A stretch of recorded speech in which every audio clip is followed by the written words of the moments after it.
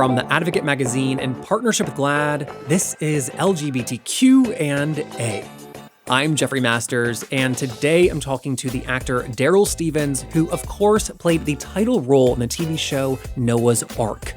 That show, which aired between 2005 and 6, showed black gay men as fully developed characters in a way that we really haven't seen since. Not in that quantity, at least.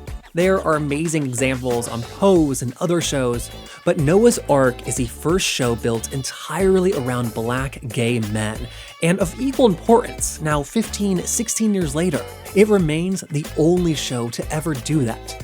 No others have come close to replicating it, which I think needs to be said when we celebrate it as the first. So today we talk about that, about how Noah's Ark incorporated and dealt with HIV, and then we talk about what Darryl is doing now. Because not only is Darryl acting on the CBS show Be Positive, he's also a brand new dad. So all of that is coming up. Let's hear it.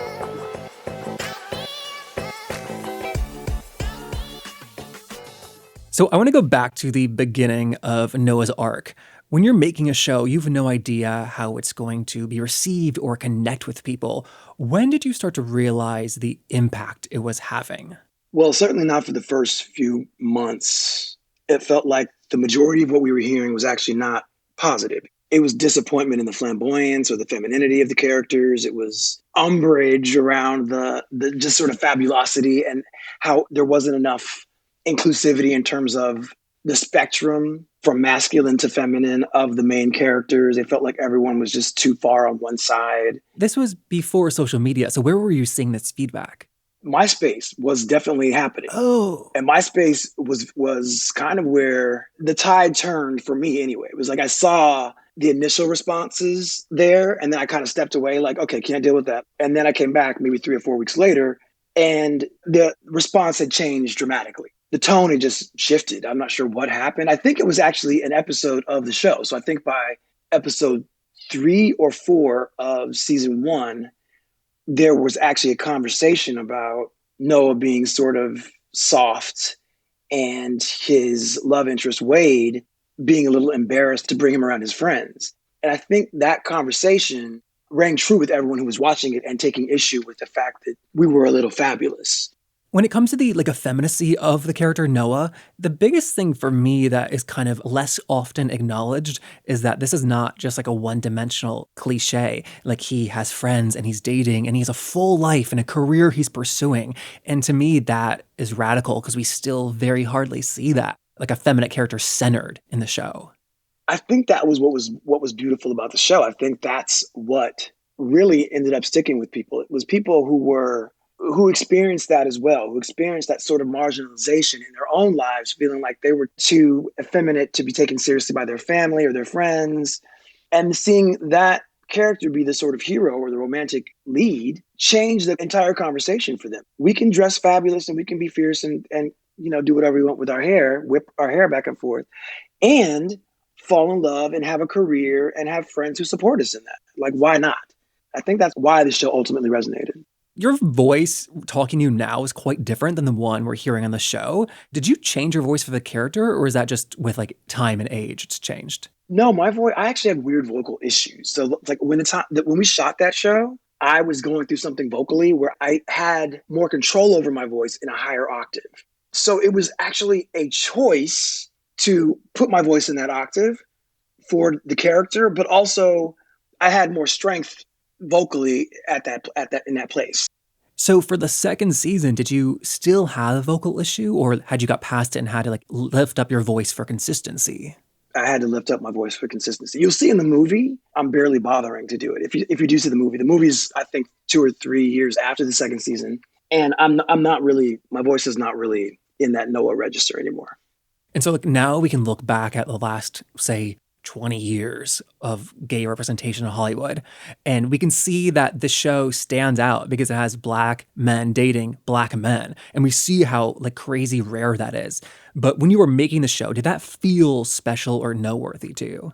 It's hard to really, like you were saying earlier, it's hard to gauge how anyone will respond or how it will look from the outside. From the inside, obviously we knew we were a bunch of black men dating other black men on the show, but how the show would be received and where it would go and sort of the cultural zeitgeist of that moment and of, and even of today, we really couldn't gauge. And I guess that I hadn't really at that time acknowledged to myself that there weren't any, there was Omar on The Wire was dating a black boy, right? Yeah, there weren't a lot, there still aren't a lot. And it was revolutionary, but I don't think that we were really focused on, I wasn't focused on that part. I think that Patrick Ian Polk was definitely aware of that when he was creating it. And I think that for me, it was just like, yeah, obviously, like Noah's into Wade. Look at Wade. Like Wilson Cruz ultimately came in, and he's Puerto Rican, and nobody batted an eye at that, right? So it was very much like, of course, this is what we do, right? This is what it looks like. This is what the world that we're trying to reflect looks like. It seemed very normal to me. You're talking about the reception in reading things on MySpace, but what about the more media-centered response? Like, how was it being covered and reviewed? Entertainment Weekly reviewed it, and I want to say that the reviewer gave it a D plus or something. It was very much like, what is this? Who is this for? Clearly, it was not for him. I think that he was holding the show to some standards that were not necessarily what we were focused on at that point. I think what was really exciting about Noah's Ark at that time was that it was a low budget, guerrilla filmmaking project that got picked up by a little tiny cable network under the Viacom umbrella. And so the filmmaking that was happening, the acting that was happening, was still very much from that world. But we were sort of on this platform that elevated it to a level that we hadn't quite grasped as we were making it. And I think that that's actually what's charming about it. I think that there's also this issue of, the gatekeepers of Hollywood never even allowing a story like this to be seen on TV. This would never have been, when he was first started making this, it was like Patrick understood Hollywood was not going to buy this show. There was no way that they wanted to see this. So we were making it like in his apartment, in people's, clothing shops who were friends of of Rodney's, for example, doing makeup in the back of Rodney's SUV, like that kind of thing. It was straight up guerrilla until Logo came into the picture, because HRC and Black AIDS Institute had funded this sort of pilot and these little clips, these promotional clips that we were taking around the country for these Black Gay Pride events. And Logo caught wind. And then we were on a soundstage, near the airport suddenly with a full crew. And it was like, oh, so this is actually happening now. So we're a show. That's so interesting that because it was conceptualized just for the community. Yeah. It wasn't conceptualized for like a mass appeal, that is why the show does like lean so hard into not trying to make it for straight people. That's exactly it. I think that's what's beautiful about the show is that it was literally for us, about us, by us, right? It was very much a conversation amongst ourselves, and nobody else really had anything to say about it. Well, I think that lends to something that I'm wildly impressed by with the show, which is how it handles HIV. Like, one of the characters is an HIV professional, works in a clinic that he starts, and it just dispels so many myths. And I think what impresses me is just the accuracy, and that there's like no stigma whatsoever about it. Well, absolutely. And Patrick felt like if we're not dealing with this, we are doing a huge disservice to our people. And so the Black AIDS Institute was actually instrumental in his even putting the show together. They funded the first little pilot. Phil Wilson at the Black AIDS Institute was instrumental in the show even existing because they helped him put it together. So it was like secretly like propaganda to like teach people about like it was education. Education. Yeah, absolutely. It was subversive education. How are we going to get these messages into the community in a very like light, comfortable, easy breezy way? I think like episode 1 or 2, or one of the characters mentions like meeting someone when they were getting tested. Yeah. It was so casual that I was like, oh my God, that's how we talk now. And I think, to be honest, I think that people were talking about it then like that. I mean, people in my world were talking about it then. It just was not being reflected on TV. I think that what was happening was, sure, there were a lot of Black men who were not talking about it. But then there were those of us who were very much tapped into the HIV and AIDS activism and the outreach, who have friends who are on boards and stuff who are like, yes, of course we're having these conversations and we're getting tested every 6 months and we're doing all these things. Like, of course. So the show really reflected that world. And I think that was what was another thing that was so powerful about it. Not just the way effeminacy was embraced, but the way that HIV and AIDS were just, the conversations were normalized. The stigma was removed. What was your relationship to HIV before the show? I went to school in Berkeley and did theater in San Francisco. So I, in the 90s, was immersed in HIV culture, and I was getting tested every 6 months, like on the dot. It was December and June, like every year for years and years and years. I had a good girlfriend who was positive, a white woman who was positive, and it was one of those things that brought it home in a way that was sort of unexpected. There was, the conversations at that time were very much about men. In the 90s, it wasn't even about necessarily black men. Y'all need to be paying more closer attention to this. It was like gay men in general. This is something that's affecting us, and we're seeing people die. And you saw the 80s in Philadelphia and all that shit. And now, this white woman who I worked with sat me down at a coffee shop one day and said, "So I'm HIV positive." And I was like, oh, wow. So this is circling even closer and in ways that I did not expect. And also because I was in San Francisco and the conversation there, I remember moving back to LA from the Bay Area and being like, how come nobody's talking about HIV and AIDS here? Like, where's the outreach? How come y'all, why is it radio silence about HIV and AIDS in West Hollywood? Where's the conversation? In San Francisco, I felt like they were shoving condoms into your hands when you walked into the bars. It felt very different there. LA caught up eventually. I mean, I am of a slightly younger generation where the AIDS crisis was something we like learned about. We didn't live it, you know? Yeah. And so I think that also the insinuation was that this is over, which obviously we know it's not. We know it's still around. And so I'm still Right. a bit surprised, to be completely honest. I'm surprised by how many people I know who are living with HIV. And I'm surprised by how often like it's still a topic of conversation amongst my gay friends. And what is the nature of the conversation? It tends to be just very casual, very Okay, good. just like, oh yeah, I take my pill and it's fine. A reality. Yeah. A reality, yeah. And it's not anything terribly like when someone reveals that they're living with HIV, like doesn't like shut down the conversation. It's like, oh, like thanks for sharing that with me. And you Yeah. kind of like move on. Yeah. Well, I think also, we're living in the era of people who are undetectable. And when I was 32, that was not a thing. Yeah. And when I was 22, we were terrified. We were wearing 3 condoms, right? Like you didn't touch anything or anybody without a condom. It was terrifying at that age. So how much of that terror now still exists with you? Are you like completely past it? Do you think about it a little bit? Like what's that like? I would say because of sort of the nature of my sexual life. Obviously, in my 20s, I was doing things. I was more interesting in terms of who I was seeing and how often I was seeing new people than I am in my 40s. Right? I'm married now, so I mean I'm not married, but I'm partnered now. Yeah, so I'm not thinking about it now in the same way. But when I was single, conversations around people who I was seeing who were undetectable were certainly happening. And I was like, okay, great. Well, thanks for letting me know. I wouldn't say I'm certainly not carrying a terror that I was carrying when I was 22 and there was no hope in sight.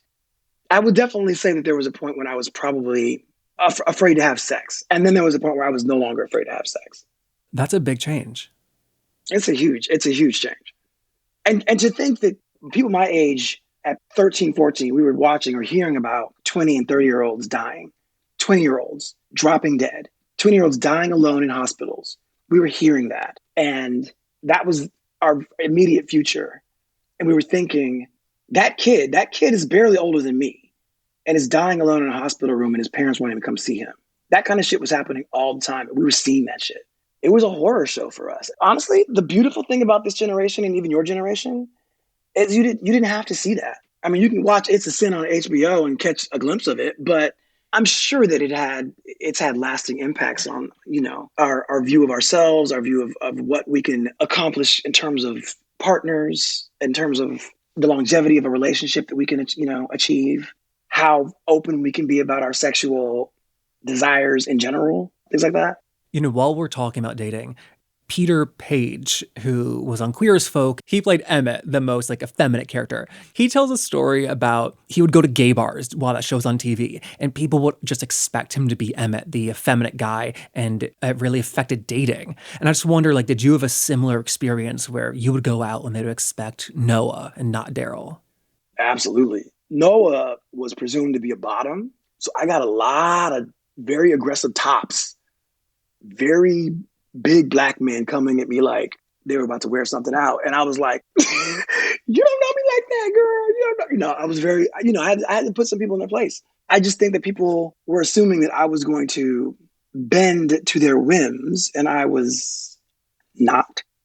I mean, I don't talk about this very often, but it had me a little wary of going to black gay bars because I felt like I couldn't just sort of walk up to somebody and be like, hey, how are you? As opposed, and it was always a thing.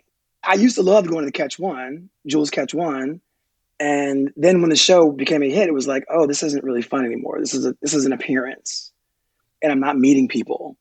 I'm greeting people. You know what I mean? Like it's no longer a thing. And you can't get too drunk and sloppy and just have fun.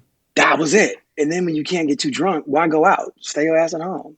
Also, we have, I think, just started to have a conversation, just started to get over this talk about consent in gay bars, where like for many years, if you were in a gay bar, you were consented to like someone groping you or someone touching you. And like, we wouldn't think twice. Oh, absolutely. Absolutely. How are you touching people who did not give you permission? What the fuck is wrong with you?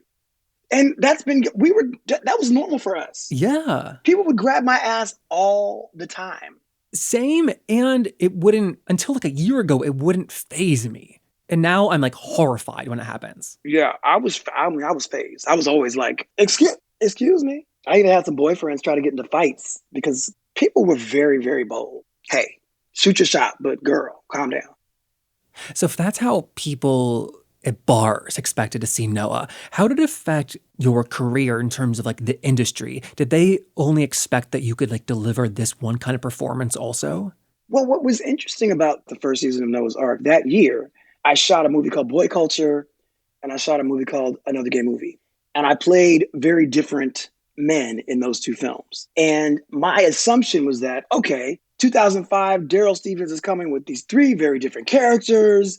Obviously, I'm going to have all kinds of opportunities and play all kinds of different things. And what people gravitated to was ultimately the softer Noah character. And I think ultimately that's, again, about the TV aspect. I think television characters feel more familiar and they feel more like that must be who you are. I'm seeing you every week and I'm seeing you go through all these different stories. That's got to be who you really are. There was a point when I thought, okay, if I'm not playing straight characters, my career is going to end up stalling. Like I'll just hit a point where they run out of gay characters and there's nothing left for you to do. But fortunately, that's sort of not been the case. Like I feel like with time, gay characters have become more central and normalized in television. And so I keep working. And frequent. Yeah. There's just more quantity. Yeah. So it's been a gift. I think that again, like 2012, I did a show called DTLA, and the Noah's Ark movie came out in 2008. So 4 years later, I was still trying to break free of the Noah sort of, I don't want to call it a stink or a stench, but the Noah image in casting. So I grew a beard. I only wore suits and ties. I was like, I'm going to be a manly man. I'm going to be like kind of an asshole. Like you got to be able to see me as something else, right? Because I could do other things. And even the Noah's Ark fans, every time I did something else, were like, "Oh, but you'll always be Noah to me," and I always want to, where's Noah? When's Noah going to come back? It was very much like, no, not that. This one thing that you do that I like. So I became a little bit like, okay, well, if that show never comes back, I just will, it had its impact. That's not a terrible legacy to have. I'm obviously move on to something else. And quite honestly, right before I got B Positive, the show I'm on now on CBS, I had kind of decided, I've got a daughter now. I decided, okay, I'm going to be a dad now. I'm going to do something else. If I can't do anything but remind people of the show Noah's Ark from 2005, then maybe I'll do something else. And, we shot the reunion in the summer, like 2 months before I booked B Positive. So it was very much like, okay, Noah's Ark, it keeps coming back. And there were talks about reunions and reboots. Every couple of years, somebody would be like, let's do a reboot. Let's do a reunion show. And then nothing would materialize. And, it was only during the COVID pandemic stay your ass at home order that could actually be pulled off because we were all sitting at home doing nothing. And then I feel like that was the final chapter. I feel like that reunion was really it. When you say you were going to do something else, were you Are you saying you had planned to like quote unquote like quit acting? Yeah, it was going to be not my focus. Like hands off the wheel. I mean, I still write. I have a writing partner. We work every week, and I felt like, maybe behind the scenes stuff is more my thing. I don't necessarily have to be in front of a camera. I don't even. As actors, I will say this: when you don't work frequently, it starts to feel like, oh, maybe I'm just not supposed to do this. Maybe I'm not as good as I think I am. And then, interestingly enough, when we decided to have the kid, work picked up. The year and a half leading up to her being born, obviously we had the discussion 2 years before, right? Gay men have to plan these things, right? But a year and a half before, I booked 20s, I booked Good Trouble, I was on Lovecraft Country. I was like booking things. I was like, these are shows I actually want people to watch and think people will see. Like, this is amazing. Like, suddenly I'm working. So it was interesting. It's the moment I was like, okay, maybe I'll just and the Noah's Ark reunion happened, and that had a big grand reception. It just felt like, okay, well, maybe that was a little bit of a rash decision to take your hands off, or maybe that was exactly the right decision. Take the pressure off yourself. I don't want to connect dots that don't exist. However, Noah's Ark touched a lot of people's lives in a time when the majority of the people in power in Hollywood were white straight men who probably didn't see this show. And so you just named Good Trouble, which has Peter Page again and Bradley Bredewig. The 20s has Lena Waithe. It's almost like the people who are watching Noah's Ark have now grown up and have power and are calling you to cast you. Yes, I feel like those people were watching Noah's Ark as 28, 30-year-olds being like, oh my God, look what we can do, grew up and did it, and then said, hey, what are you doing? I literally felt like that was what was happening. I mean, I think that's how Hollywood works. It's not just Darryl. Right. But it hadn't worked like that for Darryl until 2020 or 2019. I will say that, ultimately my face is changing, right? I'm an older man now. I think Noah was this very, pretty young thing.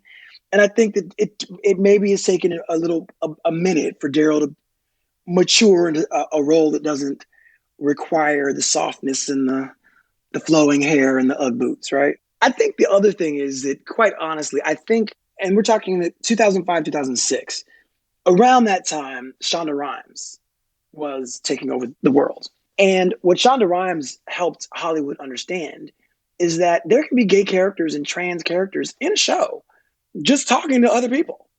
It doesn't have to be a show like Queer as Folk or Will and Grace or Noah's Ark where everyone in the show is gay.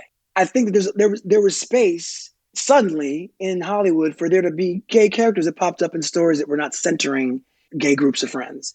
And so the shows just changed. It became like, oh, this character has got a gay brother. We're normalizing it because we're putting these shows in front of wider audiences. You don't have to be on Showtime or Logo to see these shows. You can go to channel, whatever ABC is channel 7, and see some gay people. I'm just thinking about like Hollywood likes to tell the story that only black gay men watch shows with black gay men in it, and vice versa when we have the Crazy Rich Asians, which many people love that movie. My Big Fat Greek Wedding, I think about all the time. More than just like Greek people love that movie and saw themselves in it. Like, I don't need to see a Jewish gay man on screen to connect with the story and enjoy it. I don't hear like Hollywood echoing that. I think as a gay man, you can see yourself in a character that's not necessarily reflecting you because we have learned our entire lives. We were trained our entire lives. White straight men have not been.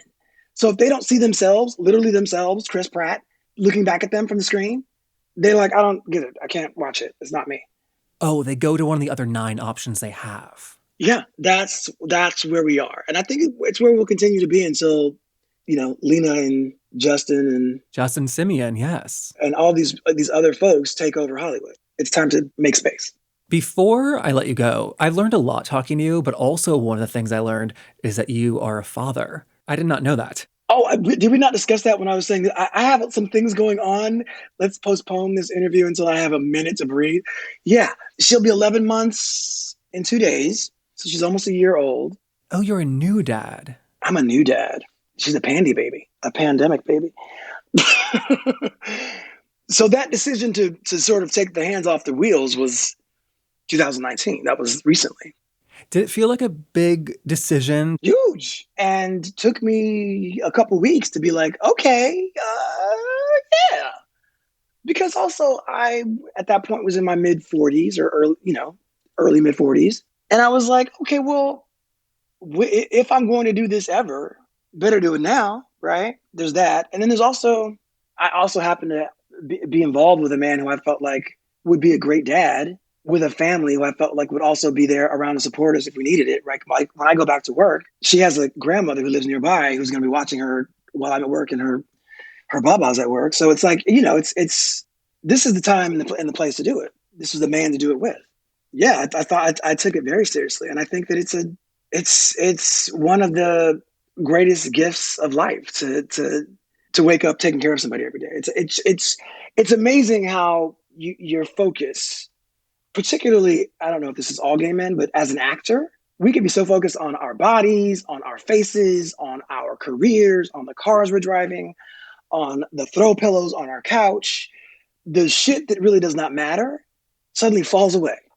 And I will be completely honest, I've not been to the gym in a year and a half. And suddenly it becomes about something real, something that's not about our own ego. It's about someone's well-being, someone else's happiness, someone else's health and adorable outfit and smile and her teeth coming in and stuff like that. Like everything shifts. And I am so grateful for that shift. I think it's changed who I am in the best way. I mean, now, like on the show, like you're almost no longer Noah, you're a Chance. Yeah, yeah. I mean, by the reunion, Noah is having a baby. But yeah, I'm Chance. I'm basically Chance. Yeah, I'm Daddy. So you're 11 months, you've been a father. What has been like the biggest surprise of fatherhood? The patience that I have for this child who will sometimes throw a fit or not want to be lay back on her changing table or knock the spoon of food out of my hand because she wants to watch Baby Einstein instead. The things where I would think a younger me, a less mature me, would want to go off on somebody. I just look at her and go, "Oh, okay, that's the best you can do right now. That's okay. We'll do better next time." It's a bottomless well of love that I don't know that you look. I love the man. I love her baba. I love the man I'm involved with, but it's a different kind of love. There's a conversation that we're having, me and him, right? There's a negotiation all the time about what this relationship is about. With me and her, there's no negotiation. I'm here for you always, for the rest of your life, the rest of my life, because I'll drop dead by the time you get to college. But that's the relationship, and it's such a beautiful thing to find in yourself and myself. I think that's a amazing place to leave it. So thank you so much for this. Thank you, Jeff. And that was Darryl Stephens. If you have not yet seen Noah's Ark and would like to, it is streaming many places online. And then next week we will be back with the writer and editor Den Michelle. She actually says that seeing Darryl Stephens in Noah's Ark completely changed her life. Oh my God. Up until that point, I had seen so little representation of Black queer people in media that when I was much younger, I thought I couldn't be queer because that was a white person thing. Like, I literally thought that because there just wasn't any. And Noah was visibly effeminate, and he was like, had an active sex life. At that time in my life, I did not feel like I was desirable. Everything that I ever heard from almost any gay man that I was ever interested in was, oh, I'm not into Black guys or I'm not into femme guys.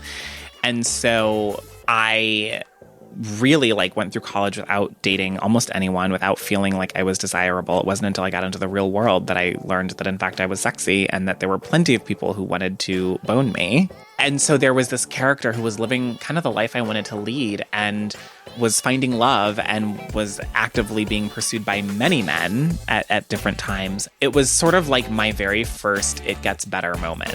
So that is why Darryl Stephens is iconic to me.